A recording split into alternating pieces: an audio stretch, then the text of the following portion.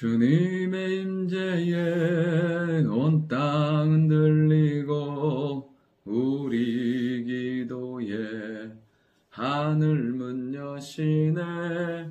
온 민족과 열방 주께 경배해 영원히 보좌에 계신 왕께.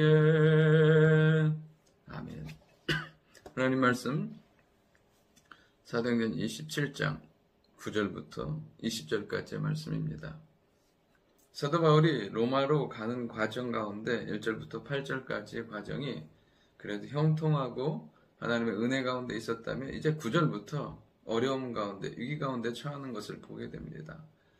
하나님께서 이 위기의 상황, 그 어려움의 상황 가운데서 바울을 통해서 일하시고 바울을 통해서 그들을 구원하신다는 사실입니다. 오늘 첫 번째는 우리가 들어야 할 하나님의 말씀을 들을 때 살게 되고 하나님의 인도를 받게 된다는 것입니다. 9절에 보면 여러 날이 걸쳐 금식하는 절기가 이미 지났으므로 항해하기가 위태한지라. 금식하는 절기는 이제 유대인 7월 10일이 대속죄일입니다. 이제 그것을 기준으로 해서 시점을 잡는데, 그러면 이제 금식하는 절기가 지났다는 것은 이제 약 10월, 그러니까 지금 말로 하면 약 10월 정도 되는데, 그때는 이제 지중해가 겨울에 접어들면서 풍랑과 어려움 가운데 처하게 됩니다. 이제 바울은 이 위태한 시기 가운데 바울이 그들에게 권하여 말합니다. 이번 항해가 하물과 배뿐 아니라 우리 생명에도 타격과 많은 손해를 끼칠 거라고, 이제 가면 안 된다고. 이제 바울이 선교를 통해서, 그 선교 여행을 통해서 바다의 상황을 알 뿐 아니라 이제 그가 기도하는 가운데 하나님의 음성을 듣고 하나님의 말씀 가운데 이 말씀을 하는 것 같습니다. 그러니까 이 바울이 이 모든 것들 가운데 이제 선장과 선주와 백부장에게 권면을 하는 거죠.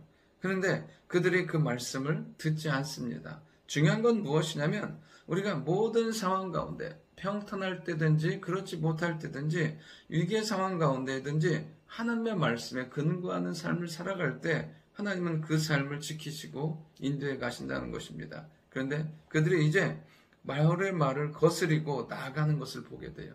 오늘도 우리가 이 세상을 살아가면서 항상 깨어서 하나님의 말씀 가운데 집중하며 나아갈 때, 형통할 때는 하나님의 풍성한 은혜를 드리고 위기의 상황 가운데는 하나님께서 건져내시고 도우시는 능력을 경험하게 된다는 사실입니다. 두 번째는 위기의 상황에서 세상의 지식과 권위가 살게 하지 못한다는 것입니다. 11절에 보면 백부장이 선장과 선주의 말을 바울의 말보다 더 믿더라. 여러분, 그때는 그럴 수밖에 없어요. 백부장에게는. 왜냐하면 선장과 선주가 바다에 대해서, 배에 대해서, 환경에 대해서 더 잘 아니까 그 말을 들을 수밖에 없습니다. 그리고 그 말에 의해서 백부장은 결정에 나아가는 것을 보게 돼요.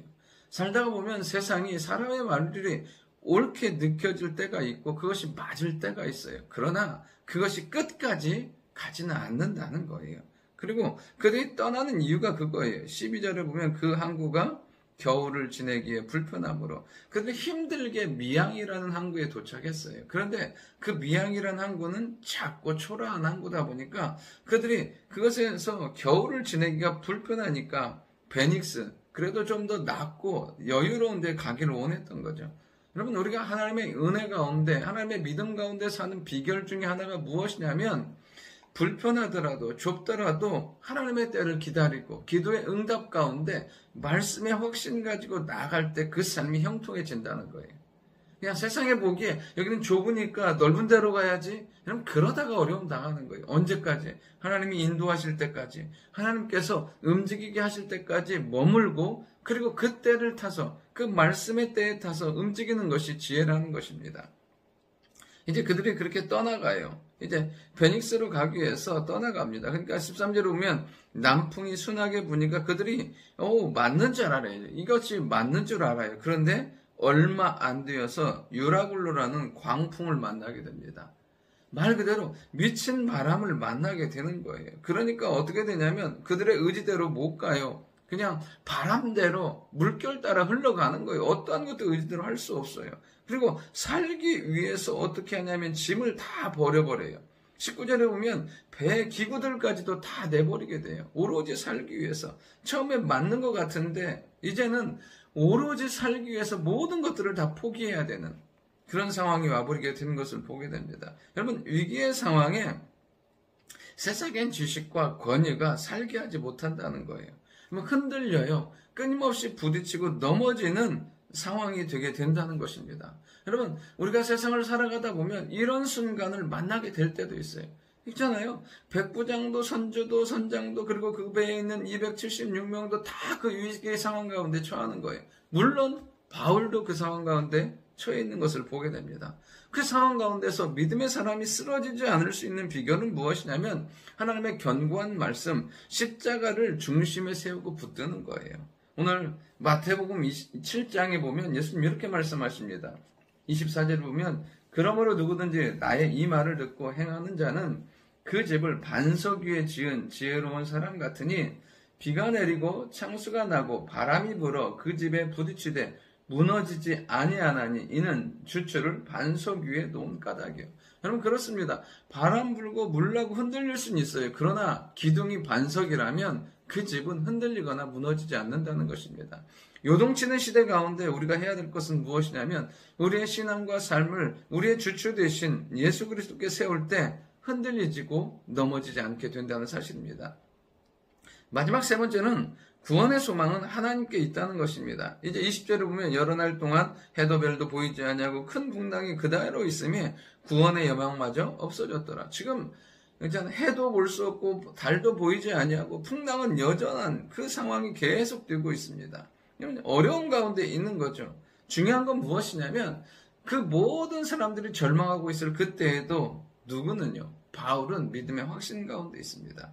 그 배가 위기의 상황에 있다 할지라도 그들이 살아날 수 있는 비결은 누구에게 있냐면 선장과 선주와 백부장에게 있는 것이 아니라 하나님의 사람 바울에게 있다는 사실이에요.